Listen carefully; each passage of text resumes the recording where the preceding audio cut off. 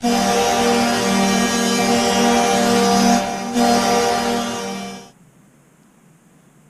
Carl again for the Utah Outliers. Today I'm going to go over the fourth sports nutrition education module for the Utah Outliers, and the topic for today is hydration.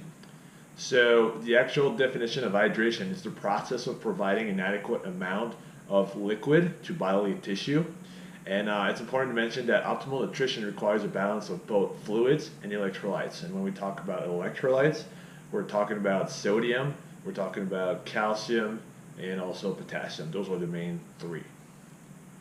Moving on. So just to give you guys an idea on how important water is in the human body, you can tell that depending on different organs or different body parts, they're mostly made of water. So if we look at the brain, it's about 75%, muscle about 76%, bones, fat, skin, connective tissue, kidneys, and blood. So as you can see, water plays an important role in the human body.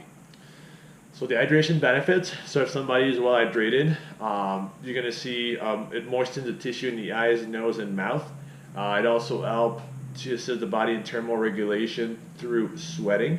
It provides lubrication to the joints, and it is also a big component of transport of nutrient, oxygen, and waste throughout the whole body via and also across blood cells.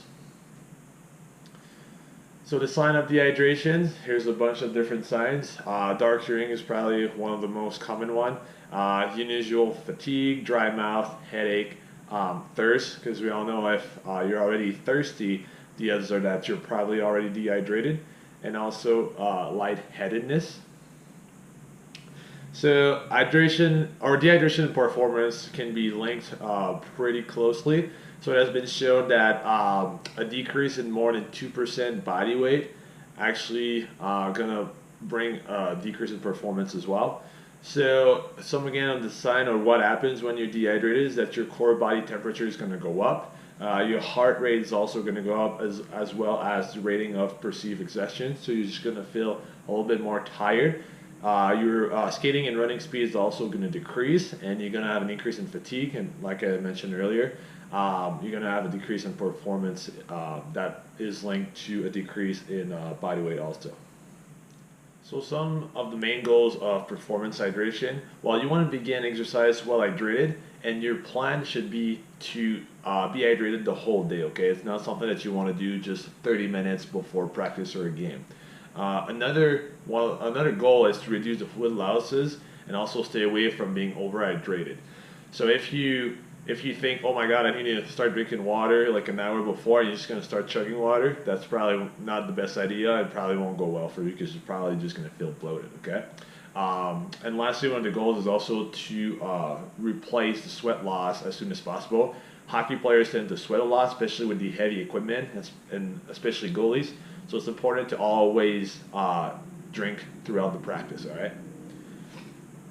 So here are some strategy to help you to stay hydrated throughout practice or throughout the whole day. So drink when you are thirsty during the day and when you're having a meal. So that way, just a little tip that you can think about, like, okay, well, I'm having a snack or I'm having a meal. Let's drink maybe 2 or 3 glasses of water to make sure I'm well hydrated. And also follow a personal hydration plan. A lot of you guys are students. So I always tell people, or I always tell my players to try to maybe drink one of those big water bottles throughout one of your classes, okay? And let's say you have 3 or 4 classes a day. Well, that's a kind of a good ballpark range as far as hydration goes, all right? That way you'll know you won't be dehydrated.